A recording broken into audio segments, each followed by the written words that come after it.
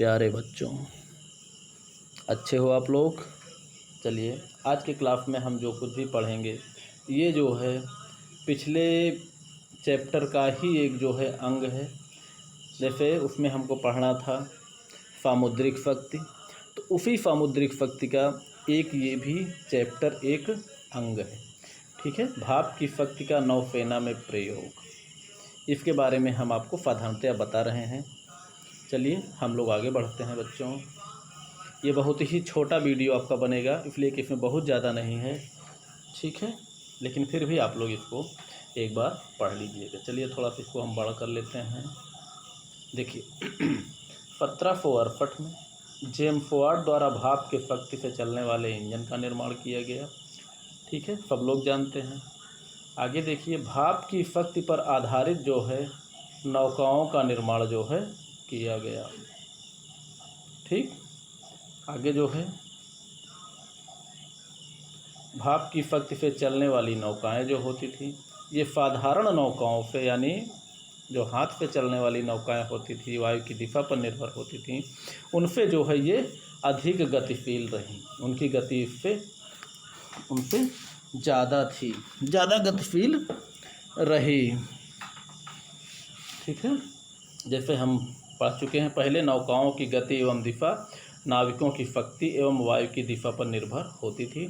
लेकिन अब कहीं भी किसी भी दिशा में अपनी इच्छानुसार जलपोतों को ले जाया जा सकता था, क्योंकि अब सारा कार्य जो है भाप की शक्ति के ऊपर आधारित हो गया। चलिए आगे बढ़ते हैं हम लोग।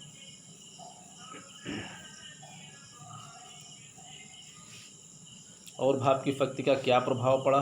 भाप की शक्ति के आने से बड़ी नौकाओं या बड़े बड़े जलयानों का निर्माण किया गया, जो कि लोहे के बने होते थे। ठीक है, लकड़ी के स्थान पर अब लोहे के जलयानों का निर्माण किया गया। और युद्ध में लकड़ी के जहाज़ों पर लोहे के जहाज़ भारी पड़ने लगे। वैसे भी लोहा लकड़ी से मजबूत होता है ना, लोहे की सुरक्षा ना की जाए भले उसको जंग खा जाए, लेकिन फिर भी जो है लकड़ी से लोहा मजबूत होता है, तो जहाज़ भी मजबूत होने लगे। और भाप चालित जलयानों को बंदूकों एवं तोपों की सहायता से आक्रामक शक्ति प्रदान करके युद्धपोत का स्वरूप जो है प्रदान किया गया। ठीक है, जलयानों के ऊपर फायर शक्ति दे दी गई, तो वो एक प्रकार से युद्धपोत के रूप में जो है वो परिवर्तित हो गया। और इसी प्रकार जहाज़ों की नई नई डिजाइनें तैयार करने का क्रम चलता रहा। भाई लगातार विकास जो है होता रहा, इंजीनियर्स वर्क करते रहे। और इसी विकास के क्रम में वर्तमान में नौसैनिक उपकरणों के साथ साथ जलपोत, युद्धपोत, बच्चों देखिए अलग हो गया है, इसको आप मिला लीजिएगा इसमें, व्यापारिक पोत, विमानवाहक पोत, पनडुब्बियों, टॉर्पीडो, विभिन्न प्रकार के जलीय सुरंगों आदि का निर्माण संभव हुआ।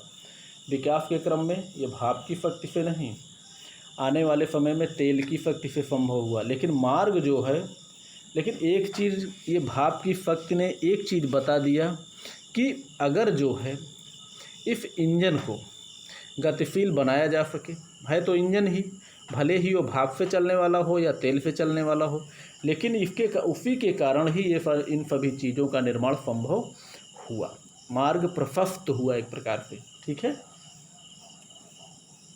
आगे बढ़ते हैं बच्चों हम लोग। अब देखिए इसी के आधार पर जो है बहुत सारी चीज़ों का निर्माण किया गया। जैसे टारपीडो का निर्माण फुल्टन ने 1805 में किया, पनडुब्बी निर्माण बुफबेल ने 1776 में। लेकिन अभी प्रारंभिक पनडुब्बी के बारे में हम आपको बाद में पढ़ाएंगे, ये तो आधुनिक पनडुब्बी है। ठीक है, पनडुब्बी का एक जो पहला रूप था, जो प्रारंभिक रूप था, उसके बारे में हम आपको बाद में पढ़ाएंगे, आगे चैप्टर में आपका है। जो प्रारंभिक पनडुब्बी थी, जो शुरुआत की थी, उसे एक डच वैज्ञानिक ने बनाया था, डच वैज्ञानिक, जिसका नाम था कोमेल जैकब्स जून ड्रेबेल।